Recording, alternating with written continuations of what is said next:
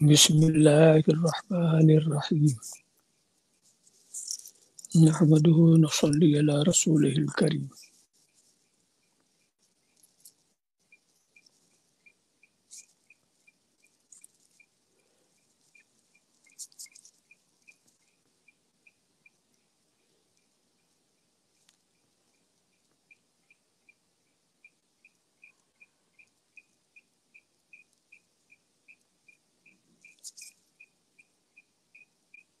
اس مقام پر یہ سمجھنے کی ضرورت ہے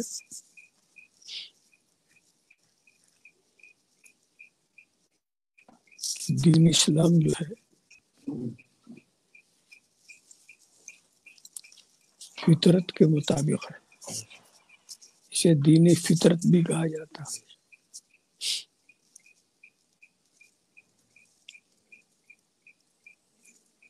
اس کے احکام سب کے لیے ممکن العمل ہے.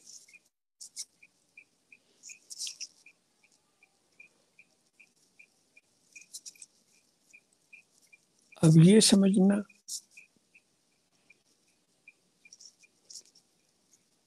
کہ انسان کی کس صفت کو ہم کہیں گے یہ انسان کی فطری صفت. فطرت سے کیا سمجھیں گے عام فہم انداز میں جو ہر شخص اس کو سمجھ سکے. وہ کون سی ادا ہے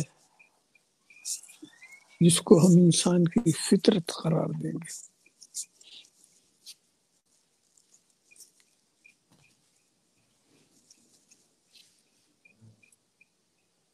کچھ ادائیں ایسی ہوتی کہ یہ تو فطری چیز ہے اور کچھ ایسی ہیں جس میں اس کے کسب کا دخل ہوتا. کچھ کمالات ایسے ہوتے.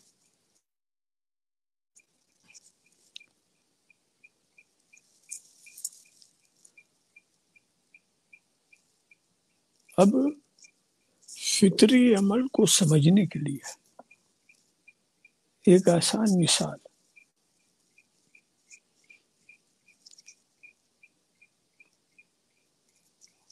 جو چیز جس کی فطرت ہوتی ہے وہ اس کے پورے جنس، اس کے پوری نوع کے اندر وہ چیز پائی جاتی ہے.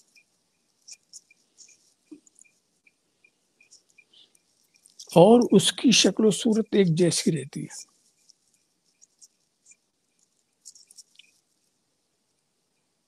جیسے ہم کہتے ہیں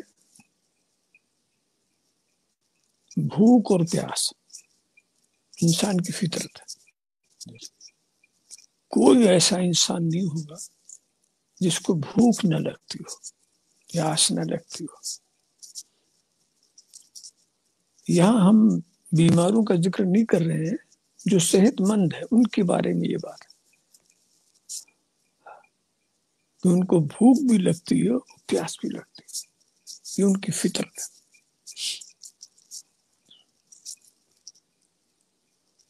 اور بھوک پیاس کی کوئی صورت نہیں، کوئی رنگ نہیں.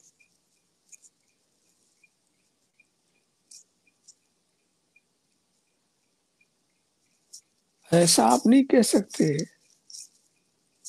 کہ فلاں کو انگلش میں بھوک لگتی ہے، فلاں کو فرنچ میں پیاس لگتی ہے.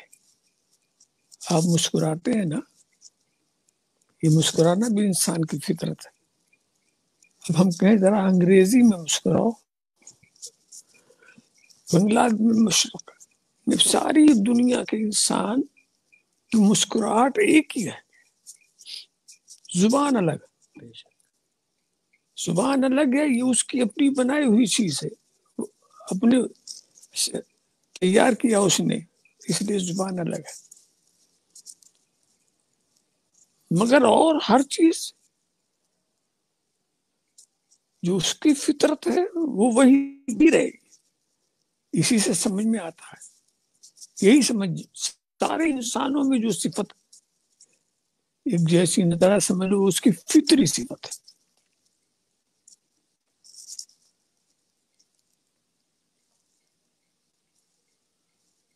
آپ دیکھیں کہیں باہر جانا ہوتا ہے دوسرے ملک میں،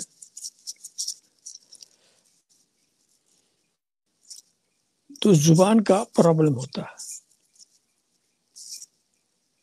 وہاں کچھ بولا جاتا ہے، ہم تو اب یہاں اردو بولنے والے، ہندی بولنے والے ایسے ملک میں جائیں جہاں انگلش ہی انگلش ہو،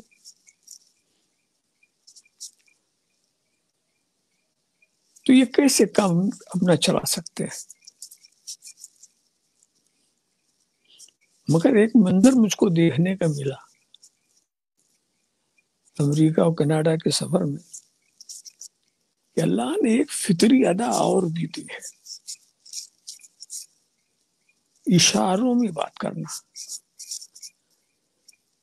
اور اتفاق دیکھو کہ ایک چیز کا جو اشارہ ہے ہندوستان میں ہے، وہی اشارہ دوسری جگہ بھی وہی ہے۔ ہم کسی کو بلاتے ہیں اشاروں میں، اشارہ کرتے ہیں، بلانے کے لیے یہی اشارہ ساری دنیا میں، اور جس کو بھگاتے ہیں اشارہ کرتے ہیں، تو بھگانے کے لیے وہی اشارہ ہر جگہ۔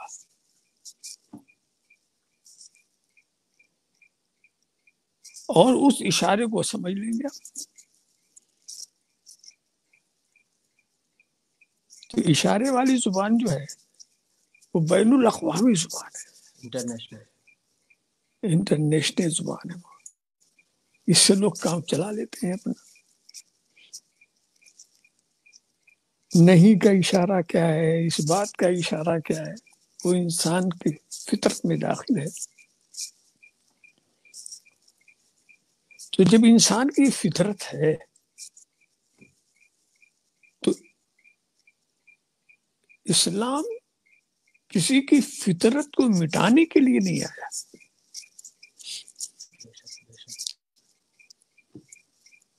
ہاں یہ ضرور ہے کہ فطرت اگر غلط راستے پر لگ گئی ہے، فطری چیز تو ہے، تو اسلام اس کو صحیح راستہ دکھاتا ہے۔ بھوک آپ کی فطرت ہے، ٹھیک ہے، مگر حلال کھاؤ، حرام نہ کھاؤ، یہ راستہ ہے۔ آپ کی فطرت تو مٹایا نہیں، کچھ مت کھاؤ ایسا نہیں، راستہ دکھایا، حلال کھاؤ، حرام نہ کھاؤ۔ ہم آپ کی فطرت پینا ہے، اسلام یہ نہیں کہ کچھ نہ پیو، یہ حکم نہیں۔ اگر یہ حکم دے تو اسلام ساری دنیا کے لیے قابل عمل نہیں ہو سکتا۔ وہ یہ کہے گا کہ حلال چیزوں کو پیو، شراب نہ پیو، حرام کی کمائی سے حاصل کیا تھا مشروبات مت پیو۔ تو پینے سے وہ روک بھی رہا ہے اور پینے کی اجازت بھی دے رہا ہے، کیا پینا ہے، تو وہ فطرت کو ختم نہیں کرتا، فطرت کو صحیح راستے پہ لگاتا، صحیح راستے پہ لگاتا۔ اس طرح سے پوری تاریخ آپ دیکھ لیں۔ آپ یہ بتائیں کہ غصہ بہت خراب چیز ہے، لوگ کہتے ہیں ہے بھی غصہ بہت خراب چیز ہے، مگر جب اتنا ہی خراب ہے تو خدا نے غصے کو انسان کی فطرت کیوں بنا دیا؟ جب اتنی خراب چیز ہے یہ کہ لوگ لطیفے کے طور پر کہتے ہیں تو غصہ ہی ایک ایسی حرام چیز ہے جس کا پینا جائز ہے۔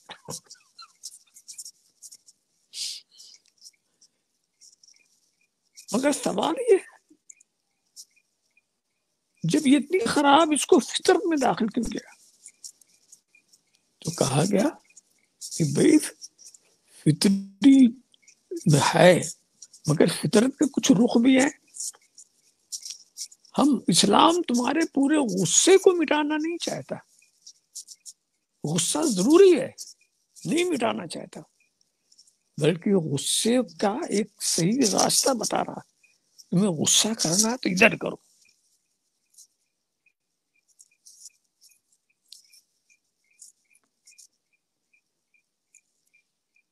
آپ نے دیکھا غصے کی کچھ مثالیں بھی تاریخ میں آپ کو ملیں گی، تاریخ میں ملے گی. مولا کائنات کا مقابلہ ہو جاتا ہے. دیکھیے ان لوگوں کو اپنے ذہن و قلب پر کتنی وہ قابو تھا. وہ ایک دشمن آتا ہے مقابلے کے لیے، میں واقعہ نگاری نہیں کرتا، میں اشارہ کروں گا، اس لیے سب مشہور باتیں ہیں. مقابلہ ہوتا ہے،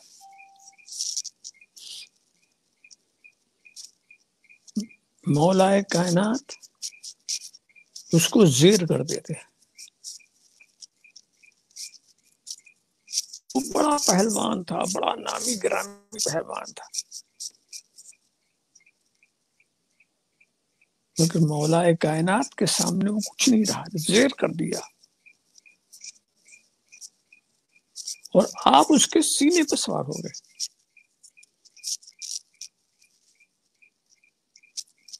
کتنا غصہ رہا ہوگا.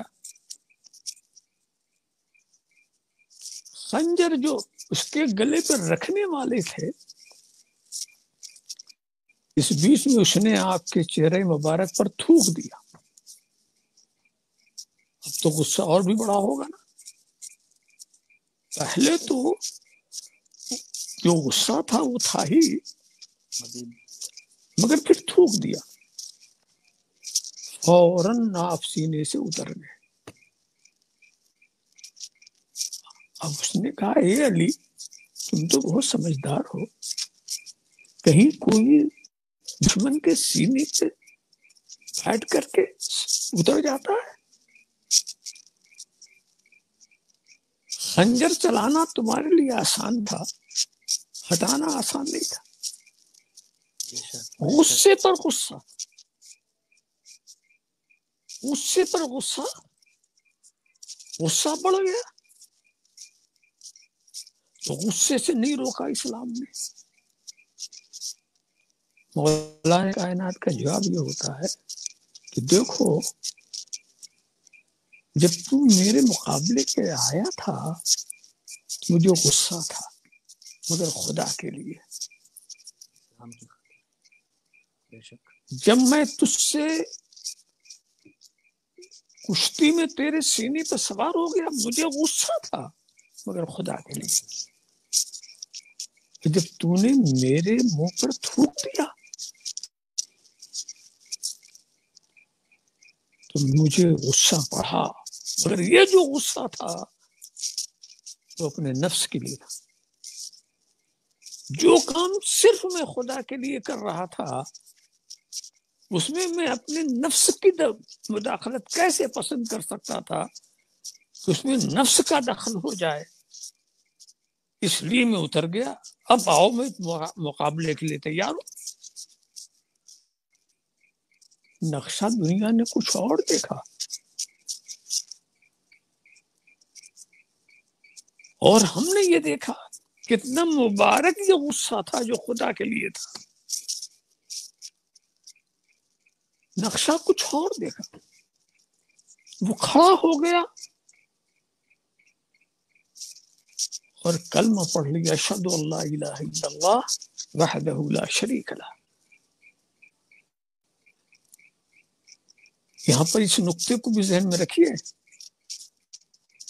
اس اخلاص کو دیکھ کر کے اس کو مل گیا کہ اسلام ہی دین حق ہے. یہ اخلاص دیکھ کر کے اب آپ یہ سوچیں گے تو اس نے طاقت دیکھی حضرت علی کی،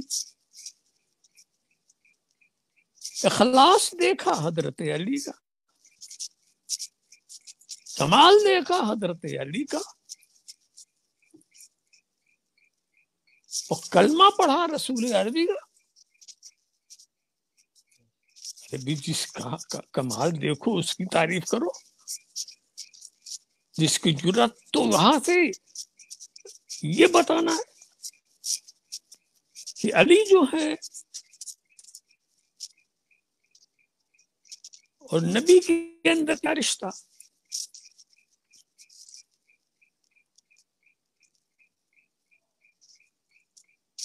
کمال دیکھو علی کا، کلمہ پڑھو نبی کا.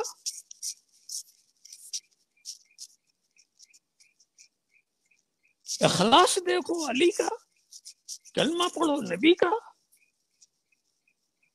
پتا چلا کہ نبی کی ذات ان کے لیے دعویٰ ہے اور علی کی ذات اس دعوے کی دلیل ہے. سبحان اللہ، بے شک بے شک. نبی کی ذات، اور جب ہی مان لاؤ گے دعویٰ کو مان گئے تو دلیل کو ماننا پڑے گا. علی دلیل ہے اس دعوے کی. تو دلیل دعوے کو سمجھانے کے لیے آتی ہے، اپنے کو سمجھانے نہیں آتی. یہ دیکھا غصہ، اور اس کا اثر کیا دیکھا آپ نے کہ اگر یہ غصہ نہ ہوتا تو نقشہ کچھ اور ہوتا. یہی تو ہوتا کہ خنجر چلا دیتے، اس کی گردن الگ ہو جاتی. کافر آیا تھا تو کافر ہی مر کے جاتا. مگر یہی غصہ جب خدا کے لیے ہوتا ہے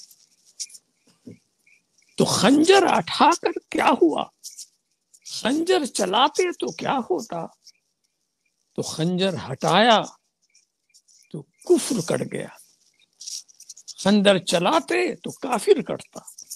بے شک بے شک بے شک. سبحان اللہ. خنجر چلاتے تو کافر کٹتا ہے، خنجر ہٹایا تو کفر کٹ گیا. خنجر چلاتے تو دشمن کٹتا، خنجر ہٹایا تو دشمنی کٹ گئی. سبحان اللہ. یہاں سے ملتا ہے کہ اسلام نے کبھی کفر کو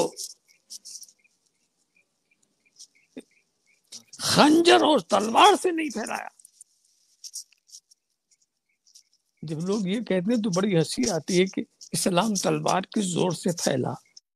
ارے مجھے بتاؤ کہ حضرت علی نے کس تلوار کو، حضرت علی کو کس تلوار نے مسلمان کیا، فاروق اعظم کو کس تلوار نے مسلمان کیا، صدیق اکبر کو کس تلوار نے مسلمان کیا.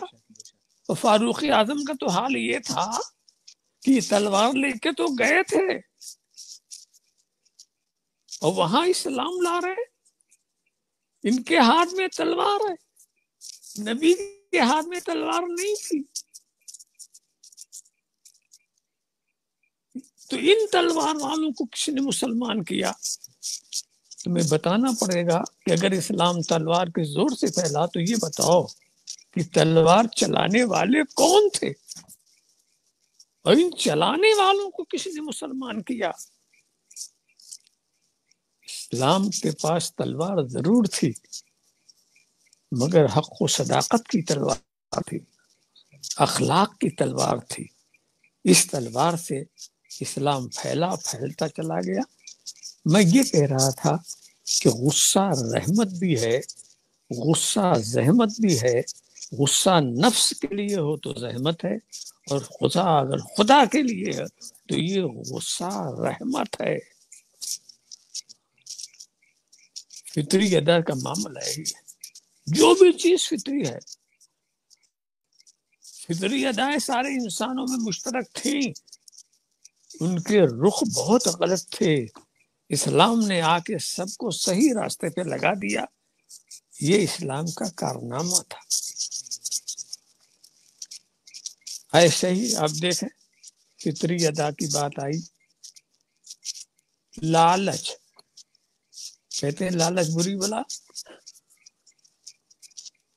لالچ اتنی خراب چیز ہے تو اس کو اسلام کی فطرت میں کیوں داخل کیا گیا؟ نہیں، لالچ تو اس کا راستہ اگر الگ ہے، اس کا رخ اگر الگ ہے، غلط ہے، تو لالچ بھی غلط چیز ہے۔ مگر پہلے کے لوگ بھی لالچ والے تھے، آج کے لوگ بھی لالچ والے ہیں، یہ تو لوگ سمجھ لیں گے۔ پہلے نیکی کرنے کے لوگ لالچی تھے، نیکیوں میں بڑھنے میں لالچی تھے، خدا کی راہ میں پیسہ لٹانے کے لالچی تھے، تو وہ لٹانے کے لالچی تھے۔ آج کے دور کے لوگ جمع کرنے کے لالچی ہیں، تو دونوں لالچ ایک طرح نہیں ہو سکتی خدا کے لیے۔ اس لیے یہ لالچ بڑی خراب چیز ہے اگر اپنے نفس کے لیے ہو، اور یہ لالچ بہت اچھی چیز ہے اگر یہ خدا کے لیے ہو۔ انتہا کی بات بتاؤں، قرآن نے اپنے محبوب کے لیے بھی لفظ حریص استعمال کیا، وہ بھی امت کی نجات کے لیے لالچی تھے، شفاعت کے لیے لالچی تھے۔ لالچی کا لفظ اتنا مقدس نہیں ہے کہ ہم کہیں، مگر عام آدمی کو سمجھانے کے لیے کہ اصل چیز کیا ہے، اس کا مفہوم کیا ہے۔ اس طرح پوری تاریخ میں آپ دیکھیں گے کہ نیکی کی لالچ کرنے والے کون ہوتے ہیں اور برائیوں کی طرف جانے والے کون ہوتے ہیں، مگر یہ ہے انسان کا فطری جذبہ۔ اس طرح سے اور بھی فطرت کو آپ لے لیں، فطرت کا ایک ہی رنگ ہوتا ہے۔ میں اب جو کہنا چاہتا تھا وہ یہ، ایک انسان کا فطری جذبہ ہے پوجنا، عبادت کرنا، عبادت کرنا، پوجنا، یہ ہر انسان کا فطری جذبہ۔ ساری دنیا کے لوگ کسی فطرت پر وجہ سے مجبور ہیں کسی کی عبادت کرنے۔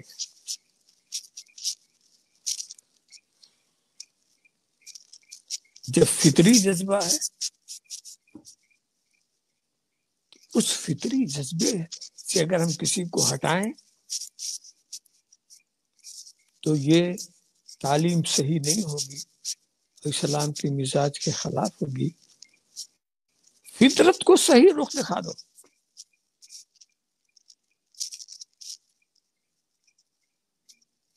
مگر اسی فطرت کے ساتھ ایک دوسری فطرت بھی لگی ہوئی ہے کہ پوجنا تو سبھی چاہتے ہیں، مگر اپنے سے کمزور کو پوجنا نہیں چاہتے۔ پوجنا تو سبھی چاہتے، اپنے کمزور کے آگے جھکنا نہیں چاہتے، یہ بھی فطرت ہے۔ فطرت کا معاملہ یہ ہے، دیکھیے اگر کچھ لوگ کسی کے پجاری نہ ہو تو یہ نہ سمجھو کہ پوجنا انسان کی فطرت نہیں ہے، یہ تو بیماروں کی بات ہے، وہ الگ معاملہ۔ اب یہی پوجنا ایسی فطرت ہے کہ ساری دنیا کو دیکھو، کسی نہ کسی کو پوجتے ہیں جس کو وہ بڑا سمجھ لیتے ہیں، پوچھتے ہیں، یہ ان کی مجبوری ہے۔ اس کے بغیر جب یہ پوجنا فطرت ہے تو کچھ اس میں صحیح لوگ بھی تو ہو سکتے ہیں، جس کو پوجنا ہے وہ ہو جس سے بڑا کوئی نہ ہو۔ اس لیے کہ ہم اپنی پیشانی کو اسی کے آگے جھکا سکتے ہیں جو انتہائی کمال والا ہو، اس کے بعد کمال کا کوئی درجہ ہی نہ ہو۔ تو اس طرح سے لوگ اپنے اپنے طور پر غور کرتے رہے ہوں گے، اور فرض کرو ایک جماعت چل رہی ہے اپنی معبود کی تلاش میں، تو یہ تو دیکھے گی نا کہ جس کو پوجنا ہے اس کے اندر قوت ہو، طاقت ہو، چل رہی صاحب. اس نے ایک مٹی کا زبردست کوئی بڑا ڈھیلا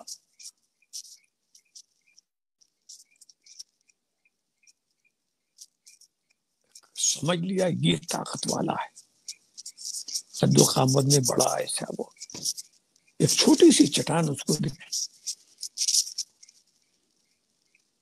مگر اسی میں کچھ ہوش مند لوگ بھی ہیں، وہ کہتے ہیں نہیں نہیں یہ طاقت والا نہیں ہے، اس کو تو ہمارا لوہا جو ہے چور چور کر دیتا، تو طاقت والا اگر کوئی ہے تو ہمارا لوہا ہے. ہم جو وہاں جا کے تھک گئے، وہ تھک کر ٹھہر گئے وہاں، مگر کسی نے سوچا، عقل تو سبھی کے پاس ہے، یہ لوہا جس کو ہماری آنکھ پانی بنا دیتی ہے، آتش سیال کی طرح بہا دیتی ہے، تو اصلی طاقت تو آنکھ کے اندر ہے. ہم اس کمزور کو کیوں معبود بنائیں؟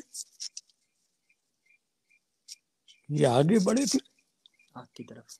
آنکھ کی طرف کہ اگر معبود بنانا تو آنکھ کو بنا لو، وہ ہے اصل طاقت والا. اگر وہاں جب پہنچے تو پھر کسی کے سمجھ میں آیا کہ یہ پانی، یہ آگ ہمارے پانی کے چند خطرے سے ٹھنڈا کر دیتے، اس کو معبود بنائے. تو اگر بنانا ہی ہے تو دریا کو بنا لو، سمندر کو بنا لو، پانی کو بنا لو. اور آگے پہنچے صاحب، انہوں نے کہا یہ سمندر کہ ہمارے چاند کی چاندنی اس پر پڑتی ہے تو اس میں موجیں اٹھتی ہیں، یہ مشترب ہو جاتا ہے، بے قرار ہو جاتا ہے. تو اصل طاقت تو چاند میں ہے. اگر معبود بنانا ہے تو چاندنی کو بنا لو. یہاں کیوں ٹھہر گئے؟ کچھ اور آگے بڑھے. ارے چاند دیکھ رہا، سن رہا، وہ بھی ہنس رہا ہوگا، یہ دنیا کے بے وقوف معبود کی تلاش میں میرے پاس آئے. ایسوں کے لیے میرے دو مصرے ہیں، چاند کی رفت کو چھو لینا کہاں کی عقل ہے، عقل یہ ہے چاند کو خود اپنا دیوانہ بنا. سبحان اللہ سبحان اللہ. بے شک بے شک. چاند بھی سوچتا ہوا یہ میرے پاس آئے، میرے اس کے پاس ہی نہیں جانا چاہیے تھا جس کے اشارے سے میں دو ٹکڑے ہو گیا. اصل طاقت والا تو وہ ہے. جب سوچا اب کیا کریں، اب ایک سب سے بڑا چمکتا ہوا سورج ہی تھا کہ اسی طرح چلے کہ چلو اسی کو معبود بنا لو. انسان کا وہ جذبہ پرستش جو ہے اسے ادھر سے ادھر پھرا رہا ہے. اگر سورج کہتا کہاں تم آ گئے، میری طاقت، ارے میرے سامنے ایک اگر ابر آ جائے تو میری روشنی رک جاتی ہے. میں دن کو تو روشن کرتا ہوں، رات تاریک رہتی ہے. میں ظاہر کو تو روشن کرتا ہوں، باطن تاریک رہتی. میرے پاس کہاں ہے؟ اس کے پاس جاؤ جو نور السماوات والارض ہو، جس کی طاقت، جس کے اشارے سے میں پلٹ آیا، اس کی طاقت، اصل طاقت والا وہ ہے. اب بیچارے یہ قوم بھی بھٹک رہی ہے، دماغ کہہ رہا ہے کہ نہیں نہیں یہ ڈوبنے والا نکلنے والا معبود نہیں ہو سکتا. مگر کرے تو کیا کرے، تلاش پھر رہے ہیں. اب فرض کرو یہی جماعت پہنچ گئی سرزمین حجاز میں، اور دیکھا ایک انسان دیکھنے میں بالکل انسان، مگر کیا عالم ہے اس کا، اس کی قوت و طاقت کا کیا عالم ہے. یہ اشارہ کرے تو چاند کے ٹکڑے ہو جائیں، یہ اشارہ کرے تو سورج پلٹ آئے، یہ اشارہ کرے تو جانور سجدہ کرنے لگے، یہ اشارہ کرے تو درخت اپنی جڑ چھوڑ کر کے آ جائے، یہ اشارہ کرے. پوری کائنات میں اگر کوئی طاقت والا ہے تو یہی ہے. ہر جگہ سے ٹھوکر کھاتے ہوئے طاقت والے کی تلاش میں جب انسان اس عظیم انسان کے پاس پہنچتا ہے، ہاں اگر معبود بنانا ہے تو اسی کو کیوں نہ بنا لیا جائے جو اصل طاقت ہے. ساری طاقتیں دنیا کی اس کے آگے سرنگوں ہیں، تو اسی کو کیوں نہ بنا لیا جائے. مگر جب وہاں یہ جاتے ہیں تو حیران ہو جاتے ہیں کہ ہم تو آئے تھے جھکنے کے لیے، معبود کی تلاش میں آئے تھے، مگر ہم یہ دیکھ رہے ہیں کہ یہ طاقت والا بھی کسی کے آگے جھکا ہوا. یہ طاقت والا کیا، سبحان ربی الاعلی، سبحان ربی الاعلی. اب دماغ کھل گیا. صحیح بات ہے، ہم ابھی تک بھٹک رہے تھے. بھٹکنے کی وجہ کیا ہے کہ سورج کے پاس گئے تو اس نے بھی نہیں کہا تم غلط آئے ہو، چاند کے پاس گئے تو اس نے بھی نہیں کہا تم غلط آئے، جانوروں کے پاس گئے انہوں نے بھی نہیں کہا غلط آئے ہو، درختوں کے پاس گئے انہوں نے کہا تم غلط آئے ہو. کوئی ہدایت کرنے والا کوئی نہیں تھا. ان سے ہدایت سمجھی جا سکتی تھی، مگر جب دماغ اتنا ہو تبھی تو لوگ سمجھ سکتے ہیں. سمجھنے کا تعلق عقل سے ہے. اب انہوں نے دیکھا تو اب اس عظیم شخص نے کہا چلو تمہارا مسئلہ حل ہو گیا، تم معبود ہی کی تلاش میں تو آئے نا، تم تو طاقت والے ہی کی تلاش میں آئے تھے. اب سنو، طاقت والا وہ ہے جس کے آگے میں جھک جاؤں. طاقت والا تم نے سمجھ لیا، اب آگے تمہیں سمجھنے کی کچھ ضرورت نہیں ہے. اب معبود وہ ہے جس کو یہ طاقت والا معبود کہے، یہ طاقت والا جس کے آگے جھک جائے، یہ طاقت والا جس کا اطاعت و اتباع کرے. معبود وہ ہے. یہاں جھکنے نہیں دیا، یہاں جھکنے نہیں دیا کہ آؤ پوچھ کے چلے جاؤ ہم چپ بیٹھیں گے. یہاں آنے والوں کو جھکنے ہی نہیں دیا، راستہ بتا دیا. جھکنے ہی نہیں دیا. جھکنے کی ایک ہی جگہ ہے، سبحان ربی الاعلی، سبحان ربی الاعلی، سبحان ربی العظیم، سبحان ربی العظیم. راستہ مل گیا نا. ویسے تو برگے درختان سبز در نظر ہوشیار، ہر ورق دفتریشت معرفت کردگار. انسان سمجھنا چاہے، خدا کو جاننا چاہے تو درخت کے پتوں سے جان سکتا ہے، صحرا کے ذروں سے جان سکتا ہے، اور سمندر کے قطروں سے جان سکتا ہے. سب خدا کی دلیل ہے، مگر دلیل جب آپ سمجھیں گے تو وہ دلیل ہوگی، نہیں سمجھے تو کچھ نہیں. مگر اب یہ جو آیا ہے یہ صرف دلیل بن کے نہیں آیا ہے، یہ برہان بن کے آیا ہے.